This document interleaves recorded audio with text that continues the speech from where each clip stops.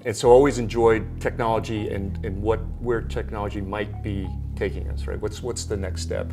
And at Precor, I really did the same thing. Welcome to this week's Escape Your Limits podcast. Today, we're speaking with an industry visionary who helped to shape the way that people work out. One of his memorable achievements was to discover a new cardio category. And despite strong resistance, he launched it into the commercial sector, and the Precor elliptical cross trainer was born. Under his leadership, he transformed Precor from a $20 million manufacturer of consumer rowing machines into a $350 million global supplier of commercial fitness equipment. Today, he serves as an industry advisor and is the author of two powerful fitness industry reports that I anticipate will influence the health and wellness sector. So what does the future look like for manufacturers? Where is the boutique segment headed? Is it too late to win in the digital space? Well, our guest today will try and answer these questions and many more. So please welcome the former CEO of Precor and partner at Harrison & Co., Mr. Paul Byrne, to the Escape Your Limits podcast. So Paul, thank you for joining us in Newport Beach on the Escape Your Limits podcast. We've been promising to do this for quite some time, haven't we? I'm thrilled to be here. Yeah, we have been promising. We kind of got your first report, and I was like, okay, let's get you on. But a lot happened in between, I guess. Yeah, I think was it last October? We had dinner together. Yeah. So some very good stuff. Like we've got to know each other for a good friend. I think it's Larry Domingo. Larry Domingo. He introduced us. And one of the best salespeople on the planet. Right. No question. Yeah. And he's also been on the podcast. And I've been looking at your as we got to know each other. You're a bit of a how would you describe yourself? A bit of a futurist, a predictor. What's the terminology for it? Yeah, I mean, I do like to predict things. Yeah. I mean, I've always been into technology from the time I was very, very young. I'm one of those people that overpaid for everything. I was the only guy, now this completely dates me, but I was the only guy in my freshman class in college that had a cassette player. So that's really a long time ago. But yeah, I had I paid, $800 for a one CD player. So anything new, I had it. And so I always enjoyed technology and where technology might be taking us, right? What's the next step? And at Precor, I really did the same thing. We were the first to have connected devices. We were the first. Priva was the first connected cloud, digital, connected fitness system in the world. And we did that. And one of the issues with that was we were too early, right? So when we did it, there was no Android. So we had to hire, I forget how many engineers. We wrote our own code based on Linux. And developed Priva. Came out with Priva. It was fantastic. We sold a lot of product because of that. And by the way, I think we've had like over 900 million exercises on Priva to date, beyond that. But anyway, we as soon as we came out, here comes Android, and here comes all our competitors just wrote an app for Android. They caught up like that. So I learned a lesson on that one. But yes, no, I've always been into what's going to happen in the future. Because let's face it, the past doesn't matter other than what you learn from it. Yeah. It is all about the future, and you've got to make predictions. If you're not making predictions, you're not moving your business forward. No. Really.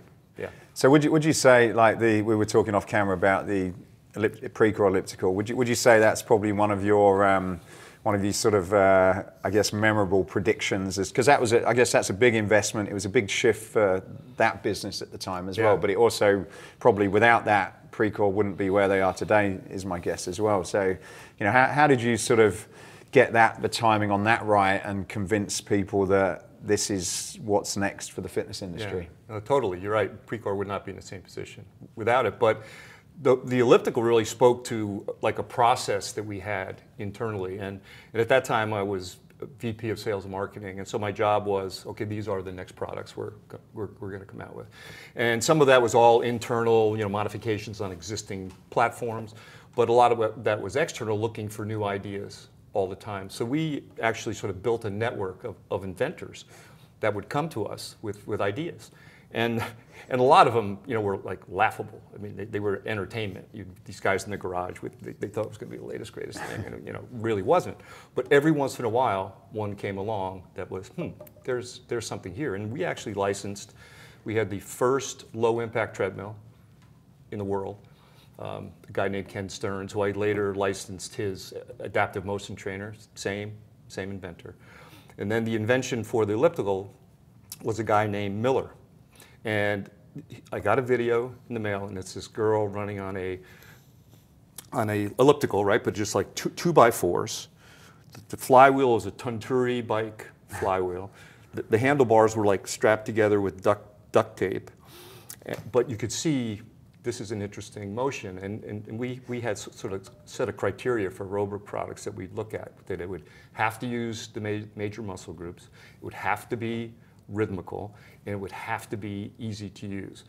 We had, for clubs, we had this, we call it the 10-second rule, that if somebody felt ill at ease for 10 seconds, they're probably not going to use it, no matter how great it is, because they're going to look around. They don't want to look stupid. Nobody wants to look stupid, right? No.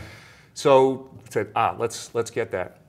We flew to Chicago, met the inventor, Larry Miller, in a hotel room, got on the product. It was, I mean, just again, slapped together in the garage. It was pretty smooth.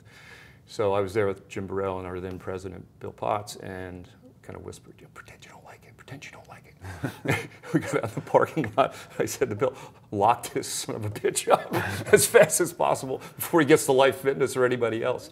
And we had a deal in a month, and rest is history. And we paid him over the course of that patent over $20 million in licensing fees. Wow. And went to court. We sued Life Fitness and won. They paid us a lot of money. And once Life Fitness signed up, anybody that violated the patent just called us up. And so we made so you licensed it as well, tens of millions of dollars just in licensing fees, right to the bottom line. So that was pretty. And yeah, and that took us to another level, for sure. So there's always an element of luck. Yeah, it's difficult because it could just easily go the wrong way as well. Exactly. Exactly. Yeah, well, that's what I wanted to talk about. Like, you've created a couple of industry reports. You did one last year in COVID, which was very interesting, and then one which we had recently this year, which I wanted to talk about. But before that, give us a little bit of background. So the company that you sort of did this with or on behalf of was Harrison & Co. So tell us a little bit about that organization, why they wrote the report, and then also a little bit about the sort of the methodology and the research that you used to kind of pull this together. Okay, right. So Harrison & Co., you've met Bill, right? We had dinner together. I'm with Harrison & Co. because of Bill. I respect the heck out of the guy. I like his mission in investment banking, which is different than a lot of others, where he's focusing on the better for you space, number one, which is fitness, recovery, food, agriculture, apparel, right? So all of those things. Focus on founder-led businesses. So that's his niche.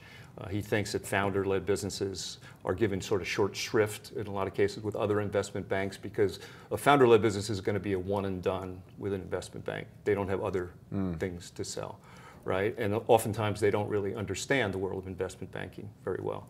Whereas Bill focuses on that. We have a team that focuses on that and focuses on maximizing value. So that's kind of what Harrison Co. does. Where the reports come in is that you've got to be out there showing what the heck you're talking about in a space. I mean, it's pretty simple, right? And so that's what we do. And for us, we want to know what we're talking about. You get back to the future and what are the trends and what we speak to, because that can help us when we're advising clients. Like, because some clients come and say, hey, I want to, like you and I chat, maybe an acquisition someday. Well, you want to know you're talking to somebody that understands where it's going, so you make a smart acquisition, right? So that's how that comes in. In terms of the research, we use a company called Qualtrics. And there are many of these out there, but you can go to Qualtrics and say, okay, I want to do a study. In this one we wanted consumer behavior around COVID, and we wanted to talk to people that worked out at the club, worked out at home and at the club, or worked out at home, and see how those behaviors might change before and after COVID.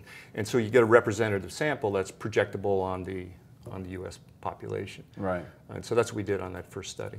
And how do you find that? Like, I've read a lot of this stuff, and I speak to people most weeks about the future, and I try and understand it myself as well, really. But some of the, sometimes when you do this research, you kind of get some anomalies in there, where I suppose if you could speak to a person and they could have a particular opinion, or it could be influenced by something. When you're doing this, how do you cut through? Like one of the examples is, not to put you on the spot, but you mentioned like that sort of 60% of the people in one of these particular studies said gyms could be obsolete, right. Which I suppose being in the industry, I'm like, well, that's pretty hard to get my head around. But how do you?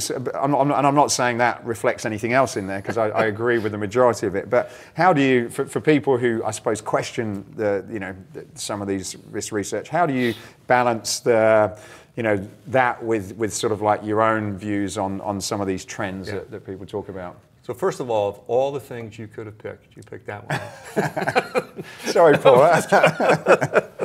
No, I mean, I think the perspective, Matthew, you have to look at is that when you're asking people to predict their behavior, obviously in the future, that's what prediction means, but to do it at a time where something is hit that has never ever happened before, and so your whole life is turned upside down. A lot of people can't see beyond that. Yeah. They just, everything's linear. Okay, this is where we were today, you're going to extrapolate right from that. So I think that's what that reflects. Yeah. They said, oh man, go to the gym and they're telling me there's germs. And that's back when germs were everywhere, remember? So now they're saying, hey, they don't survive that long on surfaces. Well, back then, if you remember, you were bringing your groceries home and spraying them and everything, right? So that was the mindset back then. And so I think that explains. Yeah. It's funny you brought that up, because I was going through the report this morning myself. I said, where the hell did we come up with that? But that's what they said, right? So we put it in. And I think that kind of it's quite interesting, because it goes on to the point I wanted to talk about, because I guess through COVID, we've been running a business, and we've been working with clients as well that have been running the businesses, and you very much see these sort of knee-jerk reactions, I guess, to like, well, what does this mean? And even in our own business, it's like, okay, suddenly revenue dries up totally. What are you going to do? Right. And so you're kind of searching, well, what's everybody else doing? And you get these big swings.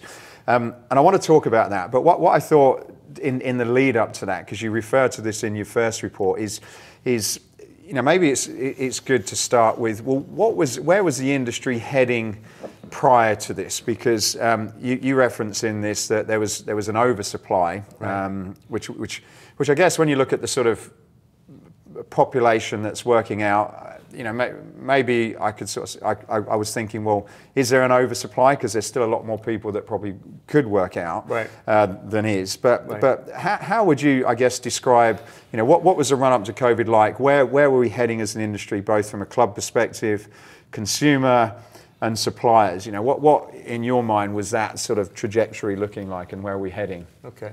Well, in the club in the club sector, I think it's pretty clear that most of the growth was coming from boutiques, and then there were lots of boutiques, right? But that's really where the growth was coming from. And there, I include not just yoga, but CrossFit, all those niche products.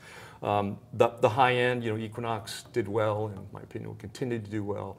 So the high-end group, and then the low-end, right? So the HVLPs, Planet, and the like, and the ones that were kind of getting squeezed were the ones in the middle, sort of the traditional big box. And of course, what happened with COVID is you would think that it would accelerate all of those trends, and it's the one area it really didn't accelerate those trends, right? Because yes, it accelerated, if you want to call it the not the demise, but the reorganization of the big boxes, where Crunch shed some units and 24 Hours shed 150 units, and TSI is barely holding on. That all was probably going to happen anyway. But the one segment it really did affect disproportionately, I thought, and it was not a trend that was already in place, was the trend around boutiques. Because they got hammered. Why? Small space, people right on top of each other. But that's where all the growth was, right? So, I mean, in my opinion, I think it will go back to that over time. I mean, because boutiques have that one thing, right? It's that sense of community that it's hard to recreate. I mean, Peloton's done an amazing job doing that digitally, right, virtually, but it's still not the same. And I think fitness will continue to be strong in that boutique segment. And you mentioned the clubs. What about consumer? Because Peloton was obviously here way before COVID. Right. what was, and the funny thing was, and I've said this before, I went to ISPO, which is the big sort of European fitness goods show, Yep. the January prior to this, and I went into the consumer hall, and I spoke to a number of people, and you know, everyone was kind of almost a bit sad, and it was a real sad state of affairs, really, because it just seemed as though this whole space was dying in front of everybody's eyes, and yet, you know, you kind of had this Peloton brand that was emerging, probably doing things differently. So how would you sort of explain probably what was happening in that sector before COVID hit? Well, again, that was driven by technology, right? So Peloton was going to happen regardless of COVID. It was happening, right? And so COVID obviously was a huge, huge boost for it. But they, as I said earlier, you know, they honed in on, so they cracked the code on a community. So it wasn't just, hey, we got technology and then we were streaming, isn't that wonderful? People bought into it. I mean, and it wasn't just the technology. It was, they understood, it was the instructors, and they went on, they got the best instructors and the best content. So people joined Peloton, but they joined an instructor in many cases. They talk about, and I don't know any of these instructors, by the way, but I've met people who say, no, I go to his or her classes. Those are the ones I do. So I think that would have happened anyway. I think it just really got accelerated, fast forward, and I think it helped the whole fitness industry or the consumer industry too, because again, other manufacturers started to figure out, oh yeah, maybe I should incorporate technology. Maybe I should make that at-home experience a lot better than it's been, because before that, you know, exercise at home is tough. You know, and that's why the people say, oh, you know, coat rack and the whole thing, right? Because you put it in a basement, your first mistake. You know, there's no lighting, there's no atmosphere, there's no nothing. You think you're going to stick with that, so you got to put it in the right space. You got to have the right experience, and so this is where, you know, streaming and other technologies come in, and you don't have to be Peloton. But I think you do have to provide content that's instructional and motivational if you really want to be successful in the consumer space. Right. Yeah. And in the recent report, there's a section on the suppliers, manufacturers of fitness equipment. Where did you see, I guess, the main brands on the commercial space, and then on that consumer side? How would you sort of describe what was going on there in relation to, I suppose, probably who was winning and who was losing? Yeah, pretty much, and why? And on the commercial and consumer, or just commercial? Yeah, both. Okay. Yeah. Well, let's start with commercial. I think, you know, Life, strong brand. They cover all the product segments. Pretty well run organization. I think they had good momentum.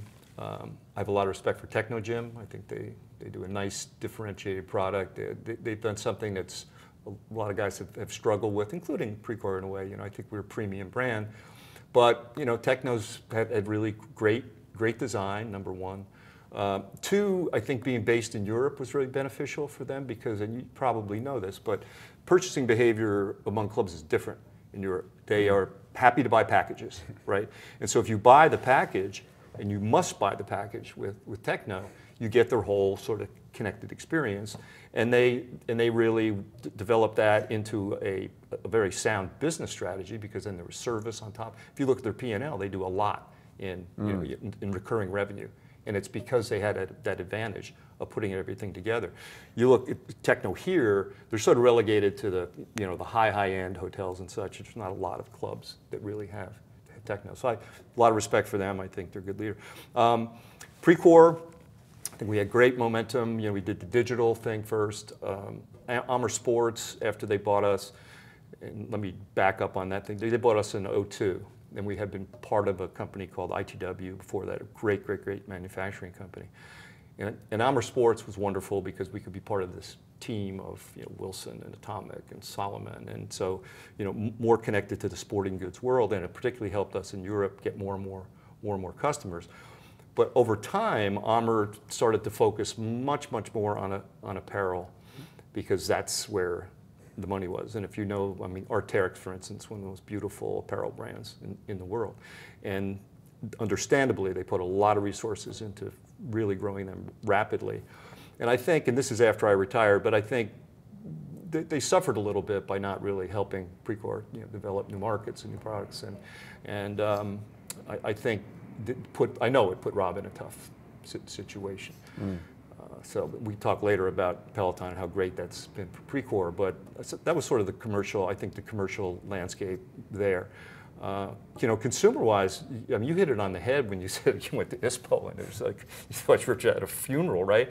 I think prior to COVID, you know, consumer was flatline at best. You know, maybe growing a little bit, but it was this lack of innovation, right? The innovation was taking place with Peloton, which was direct to consumer, but all the other channels, the specialty fitness channel, the sporting goods channel, all those channels, were not growing that rapidly. And COVID did that a favor, re-injected energy into it, as I said earlier, you know, better experiences with streaming and such. And that momentum still exists today. I mean, that hasn't slowed down that much, which is surprising. Yeah. I was reading some of the, this morning before this, I was reading like the stock prices of Peloton, which has kind of corrected themselves. And then they were talking about how Nautilus is an interesting stock to look at because, you know, undervalued in terms of what their capabilities are. How have you seen, or how do you see now, because you talk about this in this report, how do you see now the landscape with the manufacturers now? Because a lot of them have really taken quite a beating, as you've explained, whereas their businesses were supported by some of these huge chains opening quite rapidly, and now that's gone. And then also, in addition to that, the fact that you can't get as many people next to each other, so they're probably going to have to reduce the amount of things they're purchasing and probably not reordering. So how would you assess kind of where we are now and what that means for a lot of the manufacturers on sort of both sides, really? Yeah, well, I can guarantee you that, you know, Life and Precor and Techno are back facing this very question. You know, how do I forecast? And the issue is going to be, you know, not only, you know, things have been reduced somewhat, but nobody's been in a gym for the most part for months and months and months. So usage is down, or was down. You're not going to replace a lot of that because it hasn't been used. Number 2 or 3, the clubs don't have the money to buy new equipment. So I see the short term for those manufacturers being pretty difficult for the next 2-3 years, probably, you know, worldwide. Now there are other segments I think that'll come back more rapidly. I think the hospitality segment will start to come back. In the U.S., universities or you know, my friend John, I mean, he's already seeing stuff come back. My brother's in the business, just had a record month. So that'll, I think, come back more rapidly. But I think the clubs themselves are going to be a while. But I don't see the clubs going away. I mean, there's a place for the club, and you know, we talk about it in our predictions report. But you know, we say that fitness is going to be more, I call it distributed. Some people call it dispersed, but meaning consumed many different places. Whereas before, it was pretty much the club was the center of the fitness universe. You want to work out, you went to a club. That's what you did, and then it morphed into a boutique and CrossFit and all this other. But it was still, quote, a club. And people bought stuff for the home and probably didn't use it very much. End of story. Now, people buy it for the home. They do use it because it's a much better experience. They were home for COVID, and oh, by the way, they bought a bike and they love it, so they're going outside. You couldn't get on hiking trails in Washington, where I live, so people have been turned on to the outdoors. You have wearables where you can walk and do other things and get your fitness points. So, you know, I see it being distributed and being consumed in many, many different places. Doesn't mean they're not going to go to the club. Just means they're going to go to other places than the club. Right. Yeah. And what's your thoughts on the manufacturers on both sides of the fence? I'm going to I'll come on to the Precor Peloton one in a moment, but as a general idea, you know, like in our business, we're sort of thinking, well, you know, is there going to be another pandemic? As a company now, if you're in the fitness space, do you need to be able to play in both consumer and commercial to sort of, you know, spread the bets a little bit? And do you think that the sort of the Precor Peloton move is and if you look at what Technogym have already did prior to this in some of their connected products and sort of their sort of version of Peloton had done it, you know, do you see there being a kind of you know, sort of merge between companies or them, you know, operating slightly differently as a result of what's happened? Yeah, I do, and I think it makes sense because back to the original story. I don't know if you know, it was on the podcast when you and I talked about this, but the Precor's transition from a consumer only to consumer plus commercial. not only because, wow, you can get business in both segments, but you can develop the brand. It can be out there in many different environments. And so I think it just makes total sense. If you're a good supplier of commercial goods, you should look at how do you get into the consumer space. And it may be those exact same products, maybe a different color, maybe take a little cost out or whatever, but find a way to get in there. And I know you did as well, right? I mean, you had to. And then you probably discovered that, wow, people actually pay that much for their home. I mean, there are a lot of affluent consumers out there. Surprised at right? that, yeah. So, I think that as a business strategy, it only makes sense. Yeah.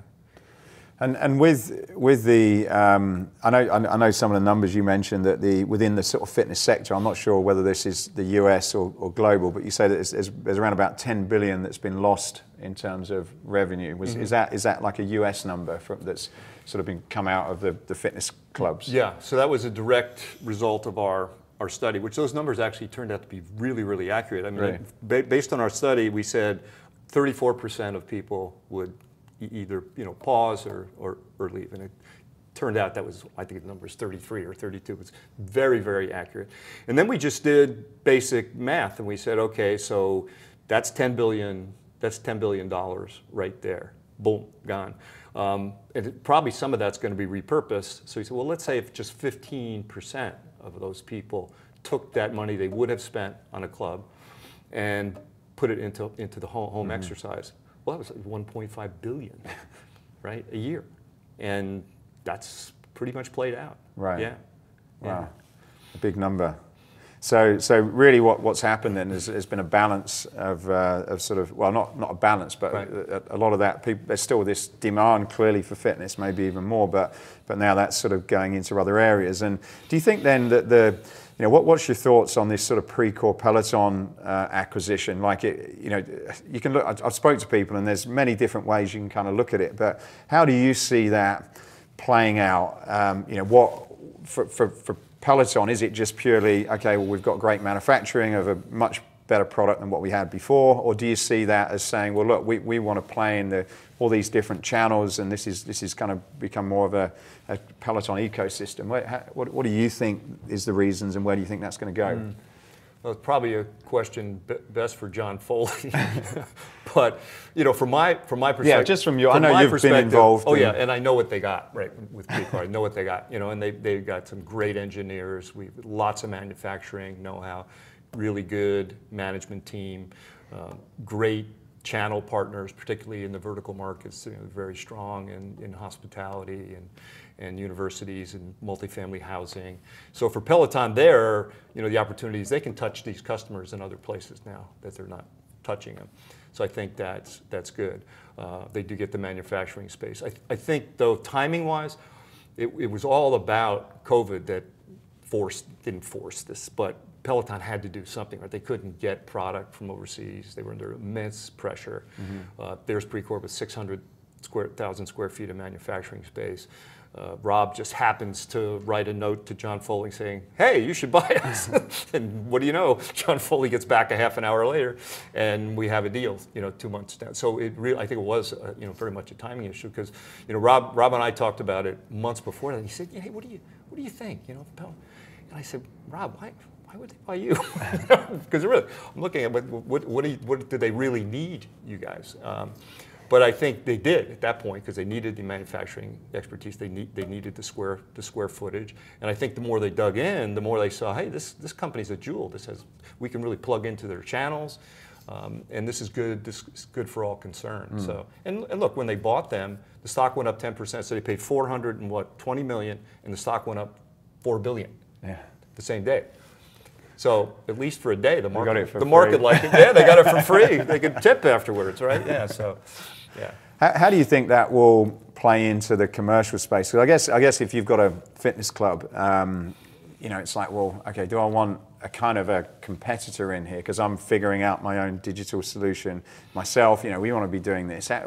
What's your thoughts on that? If you've given it any thought at all? Yeah, I mean that's a tricky one. I think clubs are naturally resistant to anything that's revolutionary in the home, because I think they see it, a lot of owners see it as like a zero-sum game, right? So either they're going to the club or they're going to the home, and God damn it, I don't want these guys taking my customers. I think there is that mindset a little bit. Whereas, I think the way you look at it is the more you get people excited about fitness, sticking with fitness, they're more likely to do what we talked about before, which is, hey, I will go to a club, and I will maybe have a Peloton at home, and I will go for a hike. So I think you got to look at it a lot more holistically, like other than you get them in your door and lock them and don't let them out, and you have to, you have to supply everything. You got to be omni-channel. You got to have great content. I think that's a real challenge, personally. I think that for a club, do you have to touch them as many points as possible? Yes, but I think that you can develop content as good as Peloton, that they're going to go with that, I think you're dreaming, really. Unless you have some instructors that are really good, that have a loyal following, then you figure out a way to do that and keep them in your own little ecosystem. But to think that you're going to compete with the the Pelotons, and the iFit does a good job, and obviously look out for Apple, right? And Nike's content is excellent as well. I think you're dreaming if you think you're going to compete with that. I think that's an interesting point. We've spoke about it on the podcast. I had Martin Seibold actually from Fitness First talk about this, and they put million plus into this, and several others seem to have done it, particularly at the beginning of the pandemic, where there was this kind of rush to digital. Very few people I've spoke to from the club business have actually been able to make money from that. They seem to have poured a lot of investment into the technology, then realized that the quality of the actual production part is huge. But it seems as though, even you mentioned this in your report, where it's no longer, the club is no longer the center of the universe. Right. It's the individual. Right. So with clubs, obviously being aware that there's got to be some new model where it's not just within those walls. Where do you see, where do you think the clubs need to be looking? Is it partnerships? Because you're not going to compete with Apple. Or, how do you see those sort of things playing out? If I had a club, I think the first thing I would do is understand my customers as deeply as possible. Where do they work out? Is this the only place? If they do work out elsewhere, how do they consume it? Do they have Apple Plus? Do they have Nike? Do they have iFit? What Peloton? Whatever. So get a sense for what they do now, what their behavior is, and how can I fit into that, rather than necessarily trying to change the behavior, because I think that's really, really, really difficult. And you may gain insights as to ways to serve them that you haven't thought of already. So I've always believed that seek first to understand, right? So understand as much as you can about your customer, about your business, and then go about testing solutions, rather than just thinking you're the smartest guy in the universe and just coming up with a solution because you got a lot of experience. Yeah, I think knowing what you can know is important. Right, and because there's people, you reference Equinox, I can't remember what it's called, Varus, yeah. They started this journey and raised a lot of money prior to COVID. What do you think they're sort of, they've got it right, or are they also in that, sort of position where they're having to compete with some big players in this space? Yeah, they did that just before COVID, right? Yeah. Like a month before or something. Well, I actually went and to a studio and Silver Lake Capital, right? They did that deal, and that was a fairly significant deal as well. Well, first of all, I think the management at Equinox, these are really smart guys. They've done a great job. They understand what a brand is, so they're very, very good. And they did, like you said, they did it before Peloton. So what would be interesting to look at there is, maybe Peloton hurt, or I'm sorry, not Peloton, but the pandemic. Maybe the pandemic hurt in a way, because they see this emerging trend with Peloton and streaming and all, and they're thinking, we better get on this. Let's get the money. We don't have to trumpet this too much. We'll figure this out behind the scenes, and we'll have a great omni-channel before anybody else wakes up. And then all of a sudden, the pandemic comes along, and everybody woke up because they had to, right? So, I'd love to talk to somebody there and see if that in fact was the thinking, because they've been out in front of a lot of trends. So, to answer your question, How will it come out? I think that they're going to do good content. Yeah. You know, it'll be well focused on their consumers, I bet, because they understand their consumer. I don't understand the P&L behind content, though, is the thing. And what I'd be concerned about is the necessity to have it, you know, refreshed all the time. And it's one thing to build a studio and do all that, but you can't show the same thing right? So and that's the cost. And then all of a sudden, the people giving the classes are the celebrities. They're the stars. You know, you used to pay them $70,000 a year. You know, now they got the same agent as LeBron James. You know, so your costs keep escalating. So where that's going to come out, I really don't know. But if I was going to bet on anybody to do it right, it'd be Equinox. Yeah, they do a great job. I know there's and I don't know too much about what they've done, but I know there's the Soul Cycle bike, and I've seen there's treadmills and a number of other things. But I think you're right. You know, with the power of these sort of instructor-stroke influencers now, suddenly, you know, to get that quality and compete, your costs do go up. And then I suppose it's, you know, how do you sort of package that with your regular business? Because I guess the numbers and everything are very different, aren't they, in terms of even how you value those two different businesses, I suppose. Well, you know, a number of guys just have said, hey, we're not going to do our own content, right? So Life gets their content from the NEOU. NEOU, I'd never pronounce it right, NEOU. Nautilus, same, so that's where their content comes from. The guys, they have a studio in New York, they do pretty good stuff.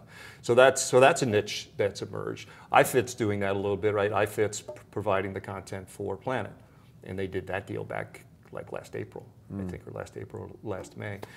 And that probably makes the most sense, you know, because if they're coming out with fresh stuff, they can customize it for you. You don't have a lot of sunk cost into it, a studio and all of that. You know, you're just buying it. And then so you can learn as you go along. And, you know, there may be, if you get big enough and you start to understand the value of the omni-channel for your business, and you could go out and acquire somebody if you wanted to. You'd have enough information to know exactly what's happening, what your customers consume, how often they consume it, and then you can make better business decisions downstream. So it's like, you know, you're outsourcing it until you understand better what's going and where it's going. I think that's a smart strategy. There seems to be a lot of money going into this, but when you look at the profitability, and even Peloton, it was pretty recent, you don't hear too many stories of people that are extremely profitable, that people are paying a lot of money for apps. The price of the Apple Fitness is peanuts, you know? So the costs are coming down. Big players are coming in the industry that are using this just as part of a bigger ecosystem. Do you think that that this sort of connected trend, is it something that people have got to get into, or you know, because you reference it in the report as a trend, or, you know, do we need to be quite cautious and wait for things to calm down? Because there seems to be this sort of emotional response to it, and okay, let's raise loads of money, and the people who have got the money let's throw loads of money into this, but is there really money to be made, and is there going to be this crash at some point? Well, I mean, there's kind of a whole bunch of questions and points in points in that, right? Because I mean, one is there's a ton of money out there, right? Ton.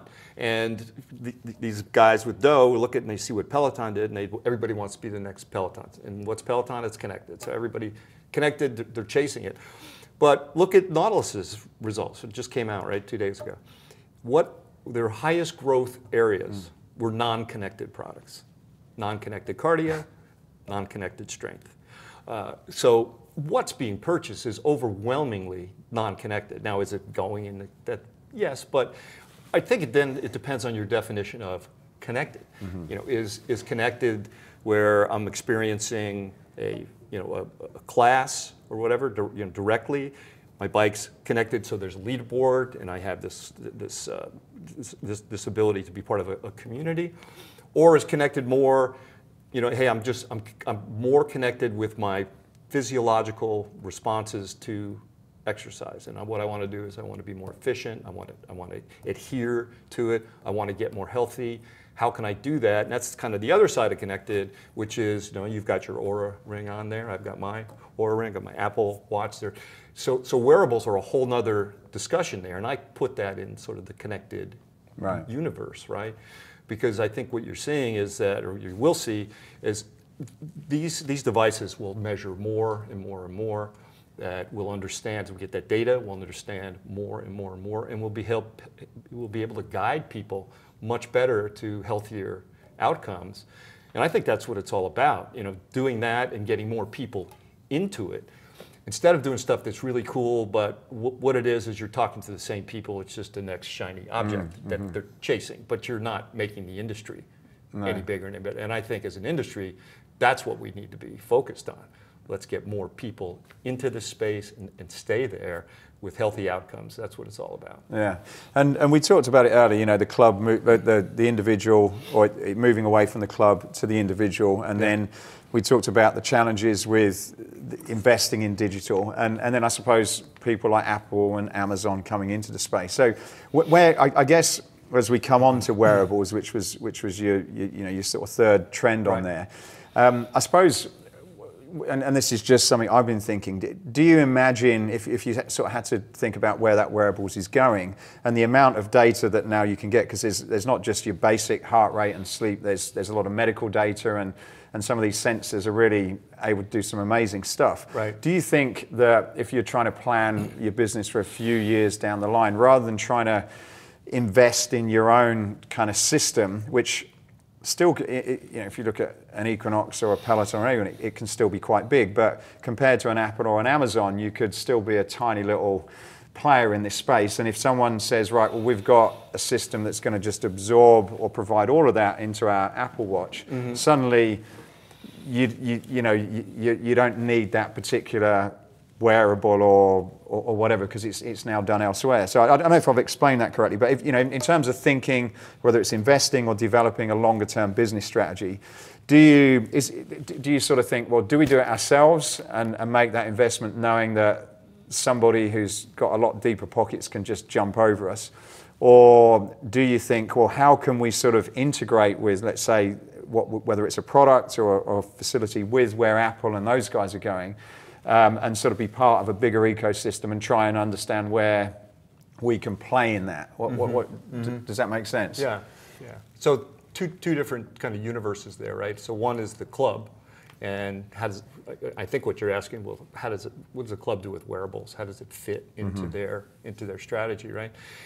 And I think you tell me, you're probably even closer to that space than I these days, but a lot of clubs don't know what people do once they walk in the door, right? If they sign up for a class, they know that, right? But they don't know if they were on a tread or for how long. I mean, nobody does those sign-ins. You have no idea. So to start, I think where a wearable could be helpful. I think Lifetime is giving an Apple Watch to all the new members. I'm pretty sure, and I wouldn't be surprised because they very smart operation. But once you have the watch, you can determine you're going to share what you're doing, right, with whomever, with your personal trainer. So think in a club, if there was a way that you knew exactly what somebody did, they went to tread and they used it for this long, and then they lifted weights and they did how much time, you'd start to get a sense for exactly what's being provided by your club that resonates with people and how they behave, and maybe things that don't resonate so much. So it's from an investment point of view, but B, from understanding the behavior and maybe testing new modalities. And that's another thing I think in business, right? That you must be testing new stuff all the time. But if you're not set up to really test, if you can't get the data, then what's the test, right? So that's where I think wearables can be downstream, can be very, very helpful. And I personally think they're going to revolutionize what we call personal training today, because it's not just steps anymore. I mean, we're testing glucose levels, for God's sakes. And I think it opens up the door for whole new sets of training for the personal training guys. I wouldn't be surprised to see certification much broader than what we certify as personal training. Like I think I said in the report, wellness guides on your wellness journey. I think there's an opportunity for that. So to take all this information on this watch or on that ring and really make it meaningful to people. Yeah, I think that's the challenge. I kind of get obsessed and frustrated and all kinds of emotions from this Oura Ring since I've had it, but I'm addicted to it. I have my zone as well. But I guess it's trying to put that information together. Right. And what does that mean today in terms of what I do, my workout, what I do tomorrow, I've had sort of mixed views about this in terms of the trainer's part in it, but I would agree if I could go to someone and they can say, well, look, let me download your data each week and then come and see me, or even do a conference, and I'll kind of set you up more from a lifestyle and wellness perspective. Say, well, look, do this on Monday because I can see Mondays you've come off for a weekend, you've sort of your sleeping has not been the same. I can see a lot of value in that, and I suppose it kind of asks my question. Maybe if you do have a bricks and mortar business, it's how can you, rather than trying to write your own sort of app to do this for you, can you tap into some of the stuff that's there and then just repurpose it in your own unique way? Yeah. Well, Trainerize, I mean, that's basically what Trainerize does, right? That platform. And of course, they were bought by ABC Financial, which I think was a great move. But you can do that. A personal trainer can do that now. Here's your workout. I can see when you've worked out. I get your data, especially with the Apple Watch. Yeah, I get exactly what you did. It can influence the next set of exercises I give you in the next session. I don't know if you can do that with Aura. Aura's a little bit different, right? It's mostly on this sleep thing. That's what I use it for as well. But no, that is starting to happen. I mean, like I said, you've got Trainerize, you've got SiloFit, which is another approach. And I don't know if you know what SiloFit is, but it's based in I think they're based in Toronto. But it's not really an app necessarily, but it's a way for personal trainers to basically run their own business, right? You can rent the SiloFit gym, small gym in the city for I think an hour at a time. You can couple that with the watch or whatever, and now you've got your business. I'm pretty sure they have a platform that goes with it that helps you monetize it. So I see that happening more and more. And the good trainers, the ones with the big followings, are the ones who are going to go out on their own. And I know that's got to be a concern for clubs, because some clubs, it's an ancillary revenue, right? The PT is a big part of it. And if you're losing your best trainers because they can go elsewhere, that's an issue. Yeah, a lot of people I've spoken to have said that exact same thing. Their best trainers have figured out, it's kind of nudged them. They're probably thinking about it, but they've had to do it, and they've realised that they're making a lot of money now. And I suppose the clubs are now trying to say, well, how can I get those people back? Do you see that? You talk about the trainers in there. Do you see that there's going to be this sort of PT business? Because I think personal training is great, even for people at home. If anyone asks me about what home equipment they should buy, I'll say, well, why don't first find a trainer to understand what you actually need. Because my mum needs something different to me and my younger brother, for example. So I can't really tell you what you need, what products you need, unless we figure out kind of where you're going in your journey. But there's and I know there's some of these digital apps, but it seems that almost like, well, home fitness and personal training, whether it's virtual or face-to-face, seem to go hand in hand extremely well. And particularly if you look at the research that you state, where it tends to be more of an older demographic that are doing the home fitness, as opposed to more of a younger leaning demographic that tends to go to more the boutique type of studios. So have you sort of dug into that at all? We haven't dug in any more, other than anecdotally talking to folks out there, and that's what we're hearing, is that actually older folks are going back and using personal training more than the younger folks, right? Because they see the necessity for it, and especially you start getting over 50, 60 years old, you really do need a personal trainer, because what often happens, somebody hasn't done anything for 10 years, they're in this like massive state of disrepair. They decide, they remember when they were 25 and could run a 7-minute mile, and they join the club, they go through 10 different lifting stations and then jump on a treadmill. They can't get out of bed the next day, and it becomes this kind of self-fulfilling prophecy. They were afraid they wouldn't do it, and they couldn't stick with it. And you're right, you couldn't stick with it because you killed yourself on the first day. Whereas if you got a trainer, he or she would put you through a regimen that slowly got you back into condition with a minimal amount of soreness, right? And do it all correctly. And I don't know. I don't see a lot of communication around that in personal training. You go in the gym. Hey, do you want a personal trainer, right? And the gym I belong to.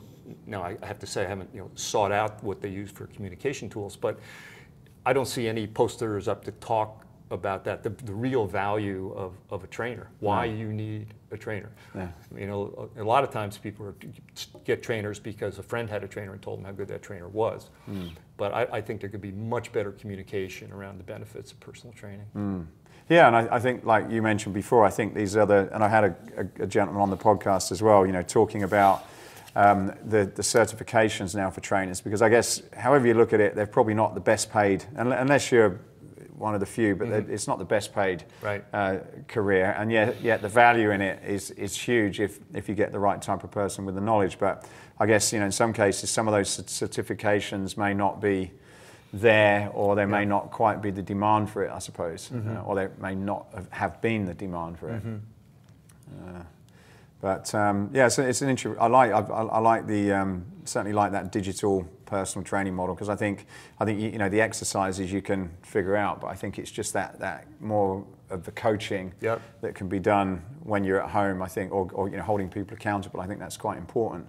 What have you seen about the if you look at home fitness, personal training, and then boutiques and clubs, what sort of standout information is there about the sort of demographic for those different models? You know, is it very clear that, you know, if you're more older, you're probably, you know, more cautious about coming back to a club, more likely to be investing in home fitness equipment, and if you're younger, you want to be around people? Is there any sort of standout trends on that? Yeah, and that was in the report, and that's exactly it, right? That older people were more cautious. Now, again, you know, we did this before the vaccine was out or any of that.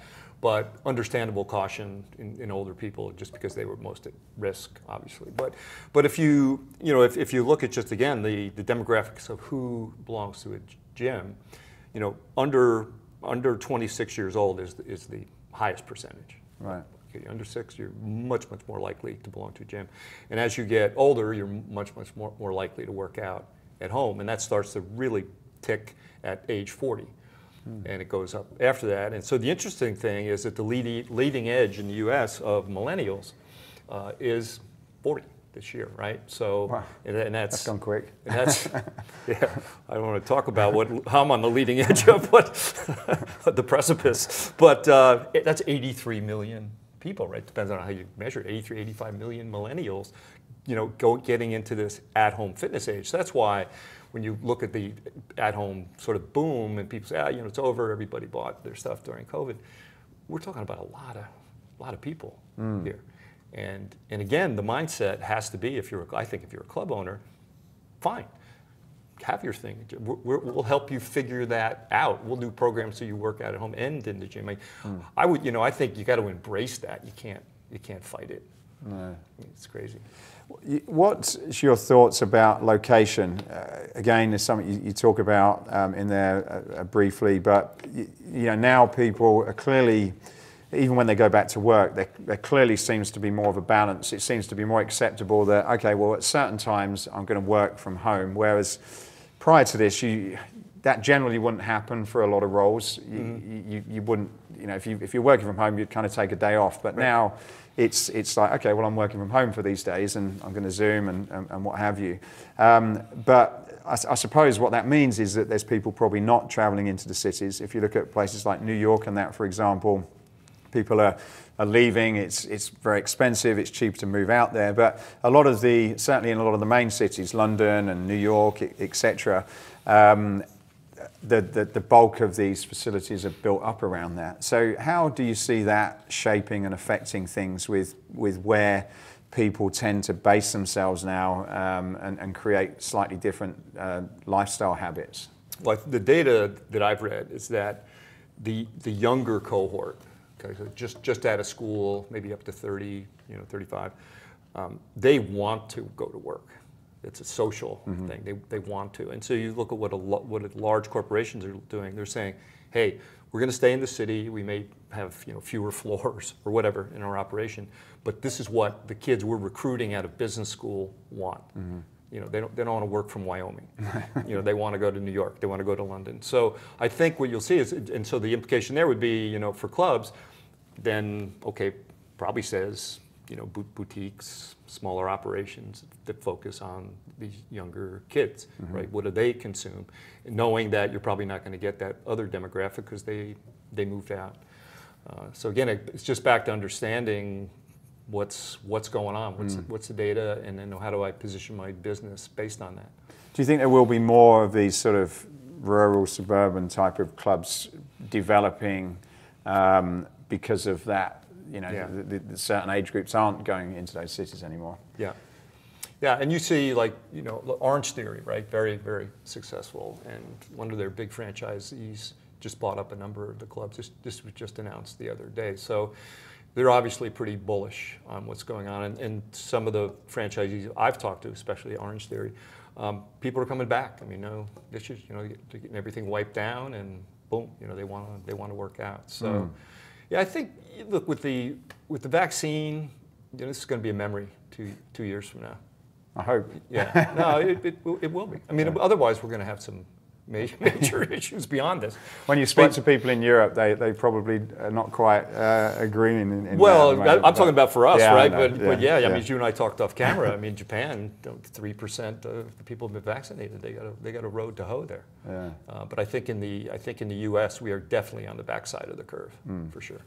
So there's a section in there that talks about this consumer savings, which I thought was quite interesting. And being involved in buying raw materials and seeing all the craziness that's going on there seems to reflect this a little bit. But how do you see this post-COVID?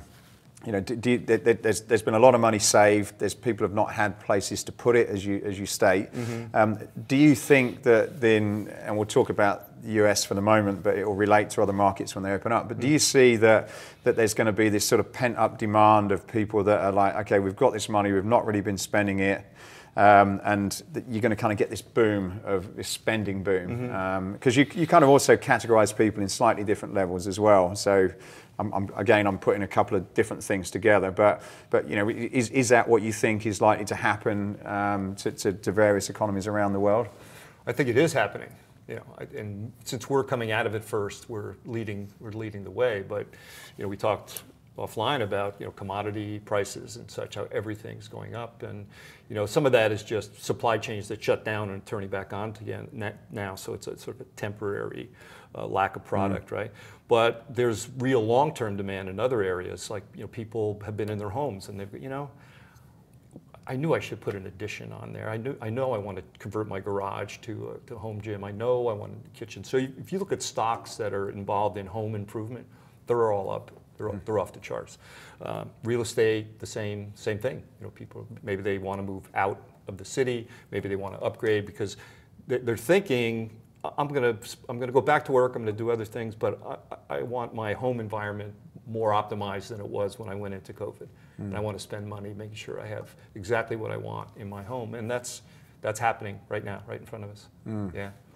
And we talked about sort of investments and stocks of businesses. How would you describe the sort of merger and acquisitions world? That's obviously where you're from. That's your right. Sort of business at the moment. What's it like? Is there cash available? What are you seeing in terms of multipliers? And I'm talking about the sort of fitness sector. And what are the sort of desirables at the moment? How would you sort of describe that space? Well, as you know, I mean, we're working on a premium home fitness company right now, right? Strength company that we're selling. There's a ton of interest in the space, for sure. So to get back to the question on money, there's a lot of money for, the right things, and us being in this better for you, healthy living space. What's driving the fact that there's a lot of money? Just out of, I'm sort of learning about this myself, but why is there a lot of money now, particularly after we've come off the back of a pandemic? So interest rates have been close to zero, right, for a long time. So corporations have been able to borrow at nothing, right, and a lot of that has gone into buying back stock. But if they want to make acquisitions, it's easy to borrow money at very, very low rates. The other thing is you have a lot of money that's been made by the better than 1%. There's a ton of dough in family offices, these kinds of things. That money finds its way to private equity firms, which are a plethora of, and that money finds its way to purchase, attractive assets. And so what happens with all that money around, it does drive up, the cost of things. So if you're on the other end where you're selling your company and it's an attractive space to be in, you're probably going to get a pretty good multiple. And in the area we're in, this sort of better for you space, we're doing deals like in multiple segments, right? So we're not just in fitness and wellness. We're in ag, we're in apparel, right? So we did Tattooed Chef last year through a SPAC, and Tattooed Chef is plant-based food, a $1 billion deal. We had multiple offers, right, on that before we went through the SPAC. We're selling, believe it or not, like a skateboard company. We have a apparel company we're selling for, and it's healthy living apparel. I can't tell you who it is because right now it can't be disclosed. But we have a number of things going on there in that space. So it's a very attractive space to be in, the better for you space, and consequently there are a lot of players in it. But that's where the money is flowing, because people look, okay, where can I go? You've got, as I said, 85 million millennials, 77 million baby boomers, all chasing health and well-being. At least this is the U.S., right? In its various forms, and it's not just the gym. It's just not the home. It's what I put in my mouth. It's what I put on my hair. It's what I put on my face. It's infrared saunas, right? It's all of these niches that are appearing, because people realize the more affluent you become, all you really have at the end of the day is your health and well-being. And if you have the money and somebody makes a convincing case for whatever their product happens to be, you'll buy it. So that's why there's A, there's a lot of money, and B, that's why they're chasing the space that we happen to play in. Right. And what are you spending your time in now then? What's your, so in terms of the investment business then, if people are interested in finding out about, buying, selling businesses, is that sort of what, would they come to you about that? Me and our team, right. So we have a lot of folks in the business. I'm probably the most experienced, given the amount of gray hair I have in the fitness space. But we have a whole team of people that do this. We have our young guys that are just out of college that do all the analysis, and they're super smart kids that are dedicated. We chain them to a desk for 14 hours a day, and they're the ones that produce the good work. And and to back up, what we do is we just don't go in if somebody wants to sell their company. For instance, a typical investment bank transaction would be like a real estate agent, right? You want to sell your business, you go to them, they say, okay, give me your financials. Financials, okay, well, here's your EBITDA. Here's what that's selling. Your business would be between X and Y EBITDA. And you put together a little sheet, do what we call a SIM, confidential memorandum, with some background of your business and your industry, send it out to a bunch of private equity guys and hope for the best. What we do is we look at the business and say, how can we position this business best to optimize value? And so we actually analyze the industry, analyze your financials, try to build a path to more rapid growth that's almost a blueprint for the private equity firm to say, that's how I can buy this today for $100 million and sell it 4 years from now for $300 million, because you've shown me the steps. So we put a lot of time into that, and as far as I know, not many companies do that. And as I said earlier, we focused almost exclusively on founder-led businesses. So it's a guy or gal who started that business themselves, has built it up over the years, in some cases generations, and want to maximize their value. And so it's rewarding. It's a lot different than what I did at Precor. A lot different. Operations and investment banking are two different things. But I have a lens, right, that I can view your financial statement through, for instance, that another investment banker might not have, because he's never operated the business, doesn't know how to necessarily think strategically. Yeah. So. And do you deal with also sort of early stage startups as well, or is it mainly sort of more mature business? No, we do. We for those we'll often just raise capital. Yeah, so they'll come to us and say, hey, we need X number of million for this idea. And it might not be, usually it's beyond maybe just the idea phase, so they've already started and we're kind of that next level. But yeah, we do that as well. Right. So look, we've burned through a lot of time and a lot of questions, and I found it thoroughly interesting. I'm exhausted. No, I'm just kidding. I recommend people check out the two reports. Where can we get, if people want to get these reports, where can they get them and sort of read all of the information that I've missed? Sure, just go to harrisonco.com. Okay, all right, and we'll stick the links in the emails. And or they can email me directly at pbyrne@harrisonco.com. Okay, great. Yeah. So, final question, Paul. Escape Your Limits is about escaping what you've believed is impossible and gone on to make it possible. Outside of that great story about your elliptical, what's a memorable example of escaping your own limits? Oh, you know, I should have been prepared. Yeah, you must have heard a few of these. I listen to your podcast all the time, and oh my God, I hadn't thought about it. You know, I've got a funny philosophy when it comes to this stuff, because I believe there's no such thing as overachievement. There's only underachievement, right? So by definition, you cannot overachieve. You can only underachieve. And so I kind of put the escape your limits in that you have physical limits. They're real. You cannot escape them. So therefore, all your limits are psychological. So to answer that's a long-winded way to answer your question of saying, you know, probably every day. You know, I mean, everybody faces their challenges of you know, doing something new and different that they were afraid of. And so, you know, I think when I went to Precor, you know, I didn't know marketing. I got hired as VP of marketing, and you know, my degrees in biology and chemistry, and I've got a master's in exercise. Didn't know a damn thing. I had started a business. But I had this feeling that I didn't know as much about business as everybody else. But I always followed that theme in my life. Just do things that get you out of your comfort zone, whatever that is. And that, to me, that's escaping your limits. Always get out of your comfort zone. And the last one was taking dance lessons with my wife. That got me out of my comfort zone. What, recently? Yeah, like 2 years ago.